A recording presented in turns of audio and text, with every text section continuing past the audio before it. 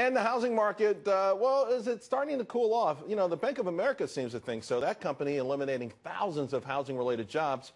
But look at the 10-year right now. We're really starting to pull back. It crossed below the 2.5% yesterday. Here it is right now. The 30-year coming down really big time, 4.13, hit 4.58 not too long ago. Real estate watcher Brendan DeSimone is joining us now. He wrote Next Generation Real Estate.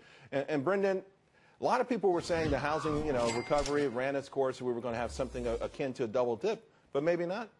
I think it's more of a pullback. I think we kind of sprinted out of the gates last spring. Buyers hadn't heard about real estate in the news for many months, and they heard interest rates were low and they wanted to get in. I think we're kind of pulling back down a little bit. What will turn us around, and what would stop it from becoming a double dip? I think people actually are just taking a step back. I don't think it's a double dip. I think people will just kind of get back in the market. I mean, Zillow came out with some numbers last week saying that the pace of appreciation is down this past quarter from a quarter before. I think the appreciation level was so high in the spring, 3% or more, in the 30 major metro areas they follow, that's not sustainable. So I think here's we're kind the of problem coming back that to I have reality. with this remarkable housing recovery. It hasn't involved Main Street. I mean, you've got big-time investors, cash buyers. You have more cash buyers than first-time buyers. I mean, when did we get this sort of trickle-down impact that Main Street gets excited about housing again? They've been excited all year. Rates have been low, and the spring rates are low, but I'm saying that the evidence isn't there. I mean, the last existing home number out, 28%. The first-time buyers are only 28%. That was down from over 30% a year ago. I mean, when does the average American who's sort of sitting on their hands say, okay, I want to buy a house again? I mean, I'll tell you, I think the investors were really in the market about a year ago. First-time home buyers were back in the market this spring. They were getting FHA loans. They were back. There was just nothing for them to buy, and it kind of pushed the market up. The inventory numbers were so low. So they're out there, actually. There's just nothing for them to kind of... I know, listen, I know you're in real estate, but are you being realistic with yourself on this one? I mean, are they there to the degree that we need them to be to keep this rally going? You know, there's a lot of people that aren't getting in the market today that were there 3, 5, 7 years ago. Those people are not going to be back in the game again.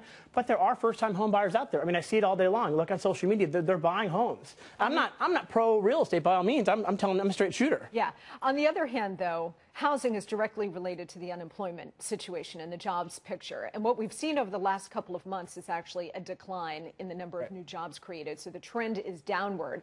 So if that continues and the jobs picture continues to deteriorate, what does that do to the housing market? People have less confidence, for sure. But I think there's a lot of people out there that have more confidence now than they did 2, 3 years ago. So look at it from a year ago. We're up 6.4%. I think it's a really strong year. Is that sustainable? Probably not. Normally, we're up 3 or 4% in a normal given year. But also, news happens so fast nowadays. There's so much information coming at people. They kind of are frenetic about this market. Before I let you go, and Monica sort of brought this up, what would change your mind about this? In other words, what's the biggest risk right now to the housing market? I'd have to see a ton of inventory flood the market and a lot of buyers kind of leave the market or just kind of be paralyzed by the amount of it. But not the flaccid economic data like 120,000 jobs a month. No big deal. It's not stopping people in the middle of the country, I'm telling you. All right. Well, listen, you wrote the bestseller, not me. Thanks a lot.